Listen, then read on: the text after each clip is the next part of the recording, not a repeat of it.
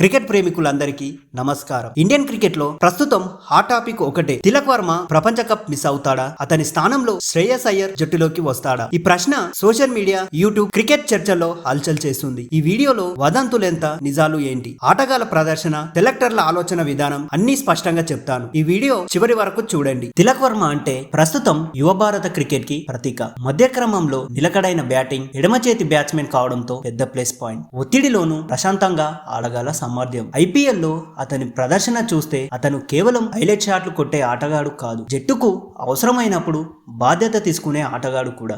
T20 format లో runs rotate చేయగలడు, భారీ షాట్లు కొట్టగలడు, స్పిన్ పేస్ రెండింటిని సమర్థంగా ఎదుర్కొంటాడు. ఇలాంటి ఆటగాడిని ఎంపిక చేయకపోతే ప్రశ్నలు తప్పవు. కానీ క్రికెట్లో ప్రతిభ ఒకటే సరిపోదు, ఫిట్నెస్ మరియు అందుబాటు చాలా ముఖ్యం. ఇటీవల తిలక్ వర్మ విషయంలో గాయం భయం పుట్టిస్తుంది. పూర్తి ఫిట్నెస్ పై ఎన్నో అనుమానాలు. పొడవైన టోర్నమెంట్ ను తట్టుకుంటాడా అనే సందేహం ఒకటే. ప్రపంచ కప్ అంటే వరుస మ్యాచ్లు, తీవ్రమైన ఒత్తిడి.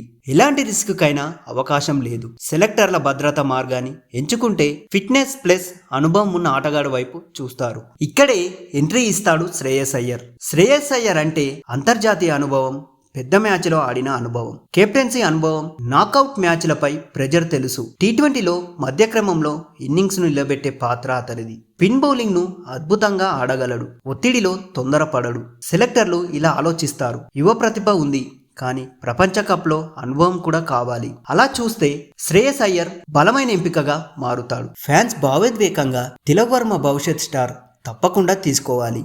సెలెక్టర్లు పూర్వకంగా ప్రపంచ కప్ ఒక్కటే అవకాశమే, ప్రయోగాలకు చోటు లేదు. సాధారణంగా ప్రపంచ కప్ జట్టులో 70% అనుభవం, 30% యువ ఆటగాళ్లు. తిలక్ వర్మ 100% ఫిట్నెస్ అయితే ఎంపిక ఖాయం. చిన్న అనుమానం ఉన్న శ్రేయస్ అయ్యర్ సురక్షితం, అతని ఎంపిక ఖాయం. ప్రస్తుతం పరిస్థితి చూస్తే తిలక్ వర్మ పూర్తి ఫిట్నెస్, జట్టులో చోటు ఖాయం. ప్లేయింగ్ 11లో అవకాశం కూడా వస్తుంది.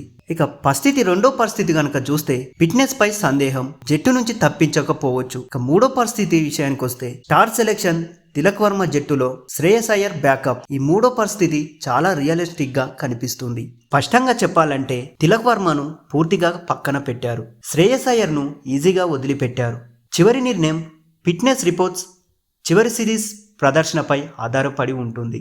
క్రికెట్లో ప్రతిభ ప్లస్ సమయం రెండూ కలిసి రావాలి. మీ అభిప్రాయం ఏమిటి? తిలక్ వర్మ ప్రపంచ కప్ కి అర్హుడా, శ్రేయస్ అయ్యర్ అనుభవమే బెటరా? మా కామెంట్ బాక్స్ లో మీ అభిప్రాయాన్ని చెప్పండి. వీడియో నచ్చితే లైక్, షేర్ చేయండి. మరిన్ని అప్డేట్స్ కోసం మా ఛానల్ ను సబ్స్క్రైబ్ చేయండి. జై హింద్, జై క్రికెట్.